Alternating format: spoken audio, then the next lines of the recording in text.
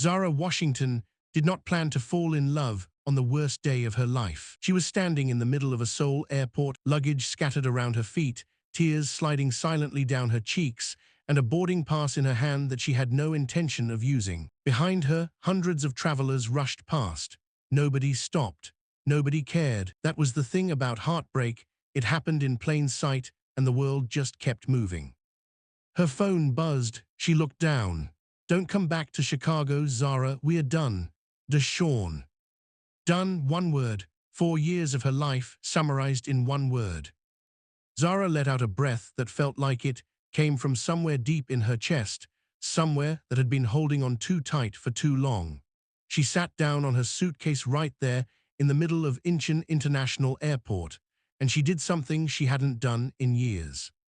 She cried, hard, ugly, loud enough that a nearby elderly Korean woman stopped and pressed a pack of tissues into her hand without saying a single word. That small kindness made Zara cry even harder. And that exact moment of absolute rock bottom is where this story begins. But how did a 28-year-old black woman from the south side of Chicago end up sobbing in a Korean airport with nowhere to go and a broken heart the size of Lake Michigan? And how did one completely unexpected Korean man end up turning her world upside down in ways she never saw coming? Grab your drink, get comfortable, because this story is about to take you on a ride you will not forget. Make sure you hit that subscribe button and ring that notification bell, because this is a 3-part series, and every single episode ends somewhere that will leave your jaw on the floor. Now let's go back to the beginning. Zara Washington grew up in a small but loud house on the south side of Chicago with her grandmother, Mama Odette, a woman who wore floral housecoats, cooked greens that could make a grown man weep, and believed fiercely that every problem in life had a solution if you were willing to work for it. Zara's parents had left when she was 4, not died, left. That distinction mattered more than people realized. Death gave you grief. Abandonment gave you questions that never got answered. She grew up wondering what was wrong with her, why she wasn't enough to make them stay.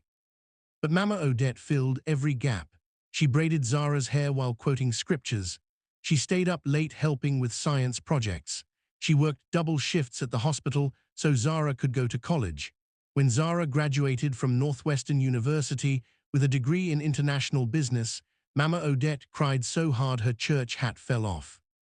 "You are my greatest achievement, baby girl," Mama Odette had told her that day. "Don't you ever let anybody make you feel small, not anybody." Zara had held onto those words her whole life. She built a career in international trade consulting. She was sharp, organized, and the kind of woman who showed up early and stayed late. By 26, she had landed a contract with a major firm that sent her to Seoul, South Korea, for a 6-month assignment. That was where she met Deshawn. Deshawn Carter was fine in the way that got a woman in trouble, tall, broad-shouldered, the kind of smile that made you forget what you were saying. He was also in Seoul for work, and they fell into each other like gravity. Fast, easy, inevitable. Or so Zara thought. For 2 years they did long distance. Then Deshawn moved to Chicago. Then they got engaged. Then things got complicated. Deshawn started pulling back, working late, coming home smelling like unfamiliar perfume. Zara noticed everything but said nothing because she was terrified of being abandoned again, just like her parents had abandoned her. When her firm sent her back to Seoul for a second assignment, Deshawn had seemed almost relieved. She had been in Seoul for 3 weeks when she found the photos on his social media. Deshawn at a restaurant with a woman, hand in hand. The caption read, "Finally found my person." Finally. Like Zara had been nothing but a waiting room. She had booked the first flight back to Chicago that same night, but she never made it onto the plane, because standing in that airport, looking at that boarding pass, she realized going back would not fix anything. Going back would just mean standing in the rubble of something that was already destroyed. So she sat down on her suitcase. And she cried. And then a voice cut through the noise. "Are you okay?" Zara looked up, Standing a few feet away was a Korean man, maybe 30 or 31, with sharp eyes behind rectangular glasses, a neat dark coat, and a carry-on bag over one shoulder. He was looking at her with an expression that was not pity, it was something more careful than that. More genuine. She almost snapped at him. She was a private person, and a stranger's concern usually felt like an invasion. But something about the way he asked, quiet, not performative, like he genuinely wanted to know, stopped her. "I'm fine," she said. Her voice cracked immediately and betrayed her completely. The man tilted his head slightly. He reached into his coat pocket and produced, of all things, a small packet of Pepero sticks, the Korean chocolate snack. He held it out to her. "Chocolate helps," he said simply. "That is not scientifically proven, but I believe it." Zara stared at him, then against everything she laughed. A short, broken, watery laugh, but a real one. She took the Pepero. "I'm Zara," she said. "Jinho," he replied, "Seo Jinho." And that, ladies and gentlemen, was the beginning of everything. Jinho did not push. That was the first thing Zara noticed about him. Most people, when they saw someone crying in public, either ignored them or crowded in with too many questions. Jinho simply sat down nearby, not next to her, just near, and waited. When she was ready, she talked. She told him about Deshawn, about the photos, about the caption, about the 4 years. She didn't know why she was telling a stranger all of this. Maybe it was because he didn't know her. Maybe it was because she was in a foreign country and nothing felt real. Maybe it was because his face was so calm and attentive that speaking felt safe.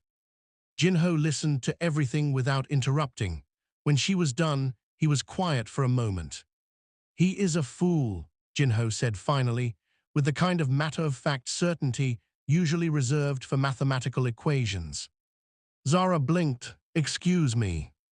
"He had someone who clearly loved him and chose poorly," Jinho continued, adjusting his glasses. "That is the definition of a fool." Zara looked at him for a long moment. Then she laughed again, a real one this time. "You don't even know me," she said. "I know enough," Jinho replied. "You flew from Chicago to Seoul to work. You clearly take your career seriously. You stayed 4 years in a relationship that was not working because you valued commitment. You are crying in an airport instead of screaming, which means you have dignity even in pain. That is not the profile of a woman who deserved to be betrayed." Zara stared at him. Nobody had ever broken her down like that in 5 sentences, not even her therapist. "Are you a psychologist or something?" she asked. "Civil engineer," Jinho said, "but I read people well."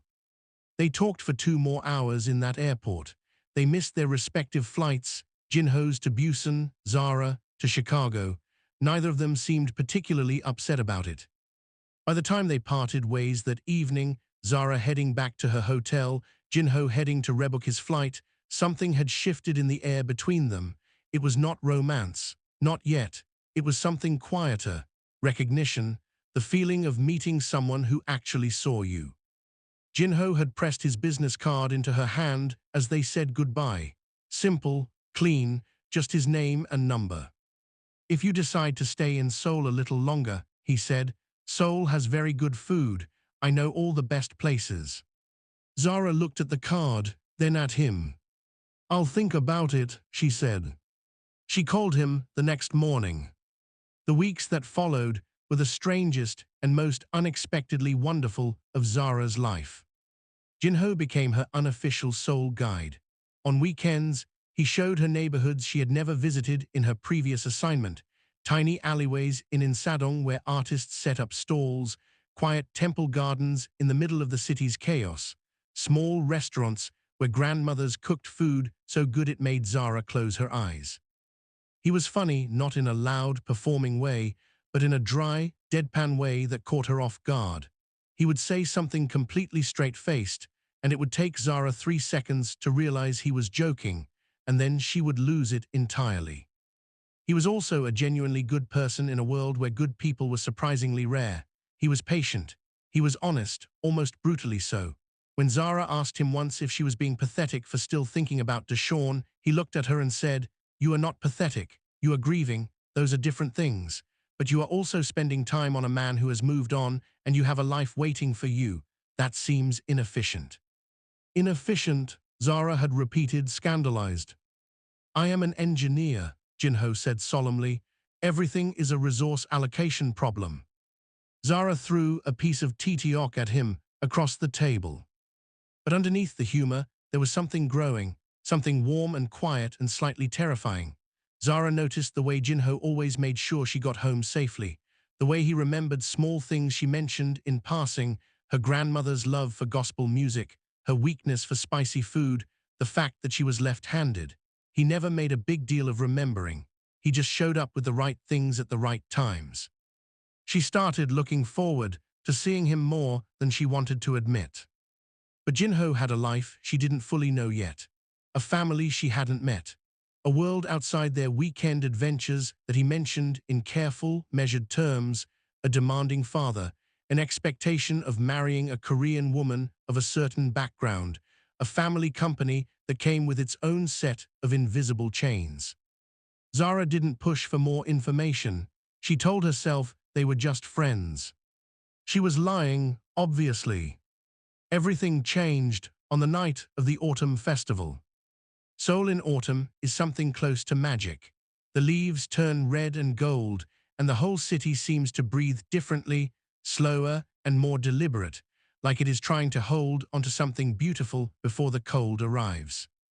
Jinho had taken Zara to a traditional lantern festival along the Han River. Hundreds of paper lanterns floated across the water, carrying the wishes of thousands of people into the dark sky. Zara had stood at the river's edge, lantern in hand, and she had felt something loosen in her chest, a knot she had been carrying for months. She wrote her wish on the lantern. She didn't show Jinho what she wrote. He didn't ask. They released their lanterns at the same time, standing so close their shoulders were touching. They watched the lights drift upward in silence. And then Jinho turned to her. Zara, he said, and something in his voice was different, lower, more careful. I want to tell you something. She turned to face him. The lantern light was dancing in his glasses.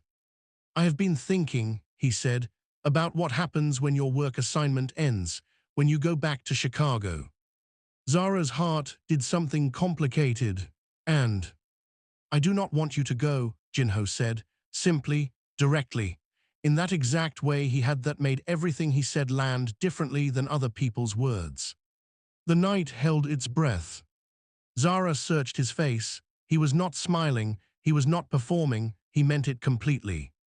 Jinho, she started. I know this is complicated, he said quickly. I know there are things, my family, your life, distance, everything.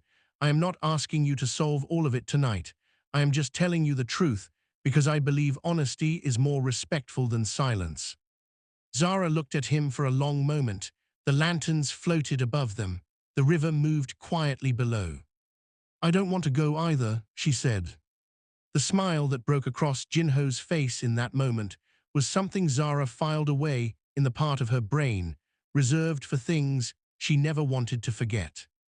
But neither of them knew, not yet, that on the other side of this beautiful night, something was coming, something that would test everything they had just started to build, something that neither of them saw coming. Because Jinho's family had been watching. And they were not happy. If you are rooting for Zara and Jinho right now, drop a comment that says, let them have this, and hit that like button because episode 2 is where things get real. Make sure you're subscribed so you don't miss it. Now let's keep going. The call came on a Tuesday morning. Zara was in her hotel room, finishing a work report, when Jinho knocked on her door. She opened it, expecting his usual deadpan expression and maybe a coffee from the place down the street he knew she liked. Instead, his face was tight, controlled in the way that meant he was working very hard to appear calm. My mother called, he said. Zara stepped back to let him in. She closed the door. She waited. Jinho sat down on the edge of her small couch and removed his glasses, cleaning them with slow, deliberate movements. A habit she had learned meant he was buying himself thinking time. She knows about you, he said. The room suddenly felt smaller. How? Zara asked. My cousins saw us at the Han River Festival, Jinho said, took photographs, sent them to my mother. He paused. My mother has been calling relatives. She is not pleased. Zara sat down across from him. She had known, intellectually, that this moment was coming. She had known because life was not a lantern festival. Life had edges and complications and families who had opinions about who you loved. What did she say? Zara asked quietly. Jinho was quiet for a moment. She said it would embarrass the family, that our families have expectations, that I have a responsibility to. He stopped. His jaw tightened. She said some things that were unkind, about you specifically. Zara held very still. What kind of things? Jinho looked at her directly. That you are not suitable, that someone from your background, she did not say it politely, would not understand our world, would not belong. There it was, laid out in the open between them. Zara had grown up black in America. She was not a stranger to being told she didn't belong somewhere. She had felt it in boardrooms, in neighborhoods, in spaces that looked at her and saw a problem before they ever heard a word she said. She knew the specific weight of that kind of rejection, the way it sat on your chest. But that didn't make it hurt less. She nodded slowly. Okay, she said. Jinho frowned. Okay. I mean, I'm not surprised, Zara said carefully. I had hoped, but I'm not surprised. Jinho stood up and crossed the room. He knelt down in front of her chair so they were eye level, which was such an unexpectedly sincere gesture that Zara's eyes strung. I want to be clear about something, he said. My mother's opinion is not my opinion. I am 31 years old. I am not looking for her permission to care about someone. Jinho. I am serious, he said. I have spent most of my life doing what my family expected. The right school, the right career, the right company. I have given them almost everything they asked. This, he gestured between them, this is not something I am willing to give. Zara looked at him. Her heart was doing that complicated thing again. You say that now, she said softly, but family is family. And what happens when the pressure builds? What happens when your mother cries? When your father threatens? When your whole world pushes back? Jinho was quiet for a moment. Then I will need someone next to me who does not run, he said. Zara stared at him. Can you do that? He asked. Because I can handle my family if I know where you stand. The question hung in the air between them, heavy and honest and real. This was the moment where the easy, beautiful thing they had been building either became something real and tested and brave, or dissolved into safety and regret. Zara Washington had been abandoned before. She had been told she was not enough before. She had spent years making herself smaller to fit into spaces that were never built for her. But Mama Odette's voice was in her ear. Don't you ever let anybody make you feel small, not anybody. I don't run, Zara said. What followed was the most intense 3 weeks of Zara's life. Jinho's mother, Seo Jinho, was not a woman who made threats she didn't intend to keep. She was the matriarch of a family that had built a mid-size construction company from nothing, and she ran it and her household with the precision of a general. She was elegant, sharp, and completely immovable when she had decided something. She had decided Zara was a problem. The pressure campaign started quietly. Jinho called Jinho every day, sometimes multiple times. She sent his father, Seo Jinho, a quiet but serious man, to have what Jinho described as a discussion that lasted 4 hours and involved multiple mentions of family honor and market reputation. She then, and this was the move that made Zara's Chicago blood boil, reached out to the Korean-American social network in Seoul and began, discreetly, introducing Jinho to appropriate women. At work events, at family dinners he could not avoid. Eligible daughters of business partners appeared at restaurants where Jinho was supposed to be meeting clients.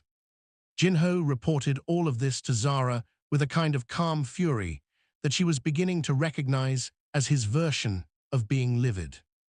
She arranged for a woman named Sumin to be at my company's networking dinner last night, Jinho told her over the phone one evening. She sat next to me for 2 hours. And, Zara asked, her voice carefully neutral. And I talked about civil engineering load calculations the entire time, Jinho said. She left before dessert. Zara pressed her lips together to keep from laughing. Jinho. She seemed very bored, he said solemnly. I may have gone into excessive detail about concrete tensile strength. Zara laughed despite herself. But underneath the humor, the pressure was real and accumulating. Zara felt it even from a distance. She felt it in the way Jinho sometimes sounded exhausted on the phone. She felt it in her own heart, the old fear that had lived there since she was 4 years old, the fear that said you are not enough, you will be left, you will be the one standing there watching someone choose something else. She talked to Mama Odette one evening, sitting cross-legged on her hotel bed with Chicago on the other end of the line. This Korean man, Mama Odette said, does he treat you right? Yes, Grandma, Zara said, he's different. Different how? He's honest, Zara said, like almost uncomfortably honest, and he pays attention, and he's funny in this weird, quiet way, and she stopped. He makes me feel like I am not too much, like I don't have to shrink. There was a pause on the line. Baby girl, Mama Odette said, a man who makes a woman feel like she can take up space. You hold on to that man. His family doesn't want me, Zara said quietly. His family isn't marrying you, Mama Odette said firmly. He is. And the question is whether he is man enough to stand for what is right when it costs him something. That's the test. You can't love someone in only the easy moments. Zara sat with that for a long time after they hung up. The confrontation came on a Saturday. Jinho had told Zara that he wanted her to meet his parents. Zara had gone quiet for a long moment when he said it. That sounds like a war zone, she said. It will be uncomfortable, Jinho admitted. I will not lie to you. I appreciate that about you, Zara said dryly. But I want them to meet who you actually are, Jinho said. Not who they have decided you are based on photographs and assumptions. You deserve that, and so do I. Zara took a breath. Okay, she said. When? The dinner was at the Seo family home in a quiet, affluent neighborhood of Seoul. The house was beautiful, traditional elements blended with modern design, immaculately maintained. Zara wore a dark burgundy dress she had bought specifically for the occasion. She had done her makeup carefully. She had prepared talking points in her head like she was walking into a business presentation, because some survival instincts just kicked in automatically. Jinho picked her up. When he saw her, he stopped in the doorway. You look, he started. Professional, she offered. Remarkable, he said. She almost lost her nerve right there. Seo Jinho answered the door herself. She was a small woman with perfect posture and the kind of contained elegance that communicated power without requiring volume. She looked at Zara with eyes that took in everything in a single sweep. Miss Washington, she said. Her English was precise. Mrs. CEO, Zara said, thank you for having me. The dinner was, as advertised, uncomfortable. Bongsu was polite but distant, the kind of polite that was perfectly engineered to keep you at arm's length. Mikyung asked questions that sounded like inquiries and functioned as examinations.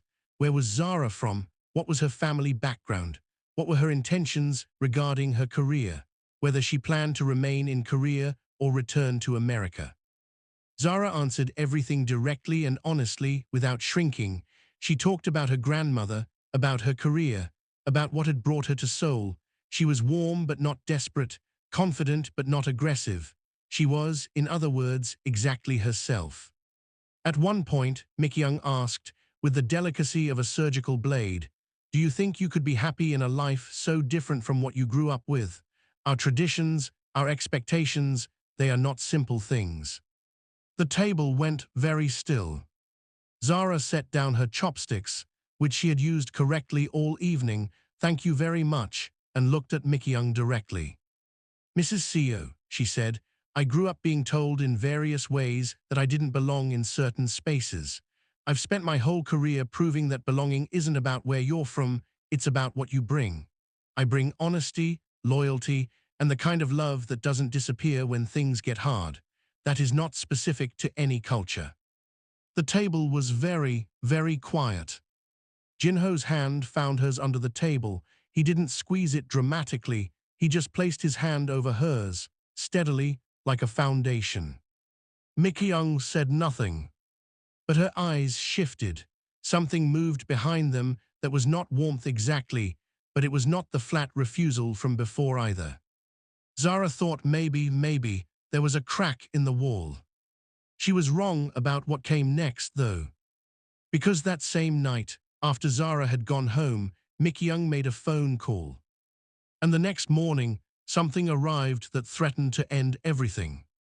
Okay, if you are stressed right now, good, that means the story is working. Drop a comment, MIKYUNG better not, and hit that like button. We are heading into episode 3, and I need you subscribed because the ending of this story, I promise you are not ready. The envelope arrived at Zara's hotel on a Monday. No return address. Inside was a single printed document, a private investigator's report, and attached to it, a handwritten note on expensive cream paper. Miss Washington, I think you should know who you are really dealing with. A friend. Zara read the report with hands that went progressively colder with each page. The report was about Jinho, specifically about a period of his life 3 years before she met him, a period he had never mentioned. According to the document, Jinho had been engaged before, to a Korean woman named Hee-won. The engagement had ended abruptly, and there were allegations, unproven, disputed, but documented, that the ending had been messy, that Hee-won had told people Jinho had been controlling, cold, emotionally unavailable. There was more, a business dispute between the Seo family company and a smaller contractor that had resulted in the smaller company going bankrupt. Questions about whether the Seo family had played fair. Jinho's name was mentioned, peripherally, in the documents. Zara sat on her hotel bed for a very long time. She thought about Mama Odette's words. The question is whether he is man enough to stand for what is right when it costs him something. But what about the other side of that question? What if she had been wrong about who he was? She called her best friend back in Chicago, Adrian, who worked in corporate law and had a zero-tolerance policy for nonsense of any kind. I got sent a pie report about Jinho, Zara said, and then laid out everything. Adrian was quiet for a moment. Who sent it? The note says a friend, Zara said. MMHM, Adrian said, in a tone that communicated volumes. And who has both the money for a private investigator and a motive to make you doubt this man? Zara closed her eyes. His mother. The woman whose plan B after strategic dinner failure is apparently spy games, Adrian said. Zara, think about this. Does a pie report sent anonymously by someone who openly doesn't want you with him, does that qualify as unbiased information? No, Zara admitted, but the things it says are unproven, Adrian cut in. You are a person who works in international business. You know what a selective document looks like. Anyone can make anyone look bad with the right framing. The real question is, do you believe him based on who he has been with you, based on your own eyes, not based on a document designed by someone who wants you gone? Zara's hands were shaking slightly. What if I'm wrong about him? Then you ask him, Adrian said simply. You ask him directly and you watch how he answers. That's it. That's how you find out who somebody is. Zara called Jinho that evening. She asked him to come over. When he arrived and saw her face, he went very still. What happened? He asked. She handed him the envelope. She watched him read it. She watched his face carefully because she was good at reading people and she had learned to trust that skill. What she saw was not guilt. It was not the calculating flash of someone caught. It was something quieter and more complicated.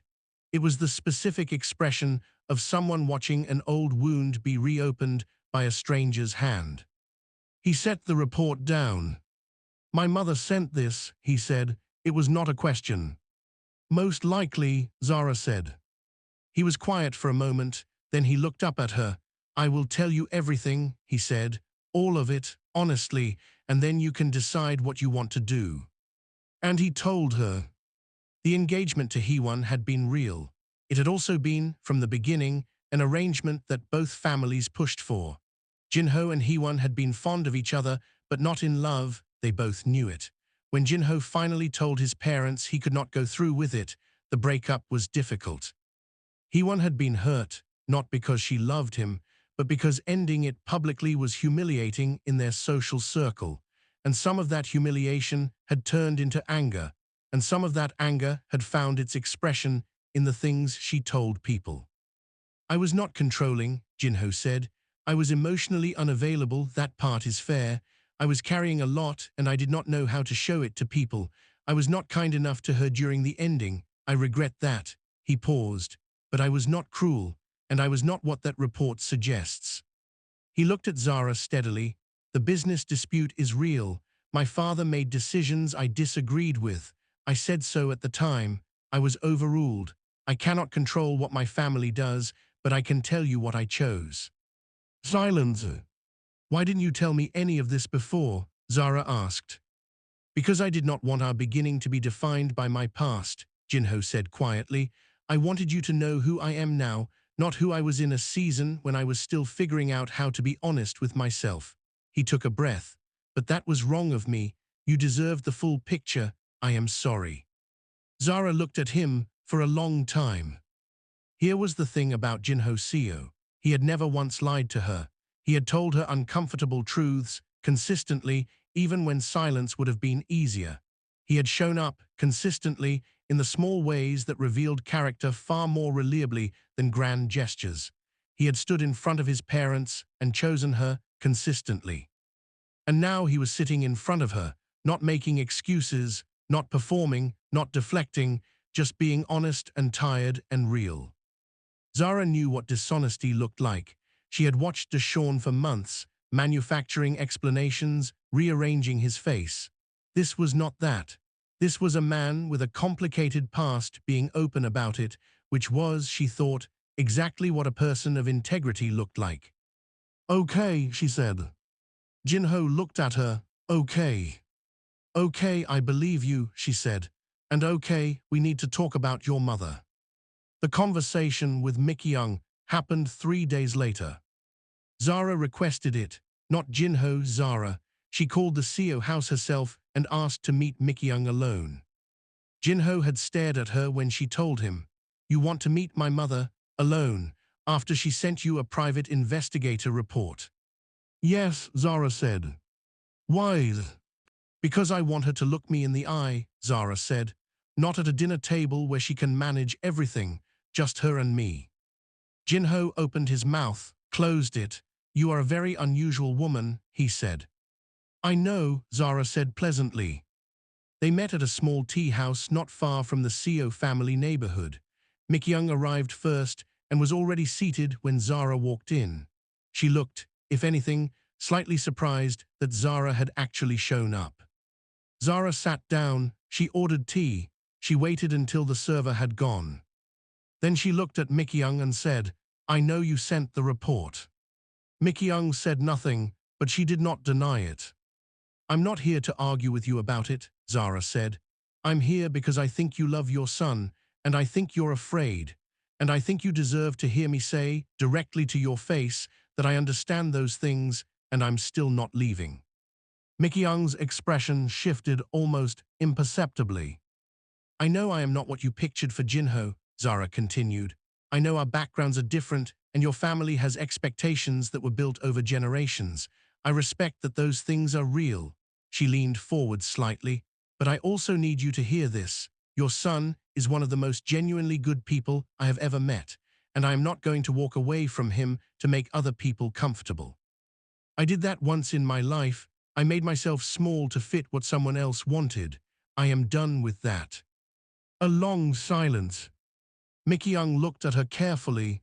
You are very direct, she said finally. Yes, Zara said. Jinho likes that about me, actually. Something flickered across Mickey Young's face. Could that possibly be the ghost of a smile?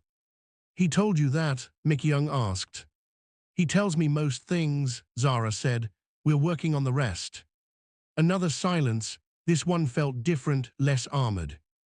I worry about him, Mickey Young said, and her voice for the first time dropped the precise management and sounded like a mother, just a mother. He carries things alone. He has always carried things alone. He does not show people when he is struggling. He hid so much from us, the things he was unhappy about, the pressure he felt. We did not know until it was almost too late. She paused. I do not want that for him again. Zara was quiet for a moment. He's learning, she said gently. He told me things last week that I don't think he would have told anyone a year ago. That's growth. She held Mickey Young's gaze. I don't need you to love me, Mrs. Seo. I'm not asking for that. I'm asking you to trust your son's judgment. He chose well before his career, his integrity, the kind of man he's become. Trust him on this too. The tea cooled in their cups. Mickey Young looked at the table for a moment. Then she looked at Zara. You drank your tea correctly, she said suddenly. Zara blinked. I'm sorry. The first dinner, you held the cup correctly, you used chopsticks correctly. My son did not teach you, I know, because he only found out himself that you were coming 2 days before. Mickey Young studied her. You prepared, because you respected the occasion. I respect your culture, Zara said simply. It's beautiful, and it's going to be part of my life, so I want to understand it. The longest silence of the afternoon followed. Then Mickey Young said something that Zara would replay in her mind for months afterward. I am not a woman who apologizes easily, Mickey Young said quietly, but I will tell you the report was not my finest moment. I was afraid. Fear makes people small. She paused. That is not an excuse. It is an explanation. Zara nodded. She did not push. She did not perform forgiveness or make it into more than it was. She just accepted it, the way you accept something real and imperfect. So, Zara said after a moment, do you want to hear about my grandmother? She's incredible. I think you might actually like her. Mickey Young raised an eyebrow. Your grandmother? She's 73, she runs a church choir, she can argue anyone under the table, and she makes food that will change your life, Zara said. She would love Korea. She's already asked me to bring her some of those honey butter chips. Mickey Young stared at her. And then slowly, unexpectedly, like a door opening in a wall you thought had no doors, Mickey Young laughed. Not a polite laugh, a real one.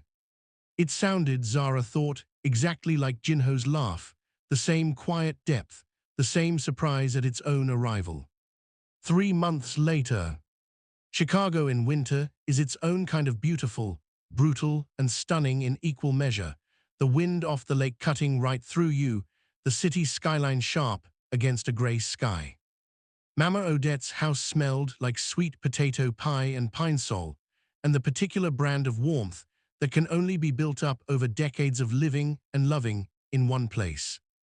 Jinho stood in the middle of the living room, holding a cup of Mama Odette's coffee, which could have woken the dead, and listening to her tell a story about Zara at age 7 that involved a stolen pie and a very unconvincing alibi. She looked me straight in the eye, Mama Odette was saying, leaning forward in her armchair, and said, Grandma, I don't know how that pie got eaten, with chocolate all over her face. Jinho turned to look at Zara with an expression of profound delight. You told me you have excellent honesty instincts, he said. I was 7, Zara protested. Character is formed early, Jinho said gravely. Mama Odette cackled. Then she looked at Jinho with the eyes of a woman who had seen everything and survived most of it. You make my grandbaby happy, she asked. I am working on it every day, Jinho said seriously. It is a long-term project. I have good data so far. Mama Odette studied him for a long moment. Then she nodded, once, decisively, the way she made all her important decisions. You'll do, she said. Zara caught Jinho's eye across the room. He looked exactly like himself, slightly disheveled from the flight, completely genuine, holding a mug of coffee that was clearly destroying him and refusing to show it.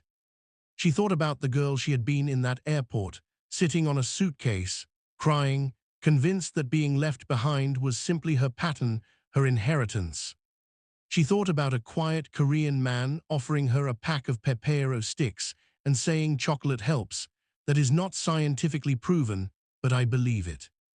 She thought about lanterns on a river, about a dinner table she had refused to flee, about a tea house and two women finding the beginning of something honest, about the long, winding, imperfect, entirely unexpected road between who she had been and who she was becoming.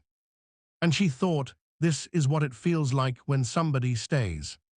6 months after that, on a quiet evening in Seoul, with the spring beginning to show itself in the cherry blossoms outside Jinho's apartment window, he got down on one knee. No speech, no grand performance, just Jinho being exactly himself. I have been thinking, he said, which made Zara laugh because of course he was always thinking. The man was constitutionally incapable of not thinking. And I have concluded that my life is significantly better configured with you in it, permanently. He opened the box, simple ring, beautiful, exactly her taste, which meant he had paid attention, which was, she had learned, his primary love language. Zara Washington, he said, will you marry me and let me tell you engineering facts for the rest of your life? Zara looked at him, at this man who had found her at her lowest and offered her chocolate, who had been honest when lying would have been easier, who had stood in front of his family and chosen her with his whole chest, who had sat in Mama Odette's living room and drunk coffee that could strip paint and not flinched once. Yes, she said, but I reserve the right to throw food at you when you get too technical. Documented and accepted, Jinho said. He slid the ring onto her finger. She pulled him up and held him in the way you hold someone when you are done being afraid of needing them. Outside, the cherry blossoms drifted past the window like small soft wishes, finding their way home. If this story got you in your feelings, drop a comment that says chocolate helps, because that's where it all started. Share this video with someone who needs to believe that love still shows up in unexpected places. Hit like and make sure you're subscribed so you never miss a story on this channel. Thank you so much for watching. Every great love story has a lesson hiding inside it, and this one has several. Zara Washington spent years making herself smaller in relationships, in rooms, in her own heart, because abandonment had taught her that shrinking might make her easier to keep. It never worked. It never does. You cannot love yourself small enough to make the wrong person stay, and you cannot love yourself large enough to make the right person leave. Jinho Seo spent years doing what was expected, the right career, the right path, the right silence, because that was what good sons did. He carried things alone until the weight bent him. He confused duty with integrity. They are not the same thing. What they found in each other was not perfection. It was honesty, the willingness to show up imperfectly and keep showing up anyway. Young Seo learned slowly, painfully, in a tea house over cooling cups, that love is not a threat to be neutralized. Her fear was real, her methods were wrong, and the difference between those two things is where growth lives.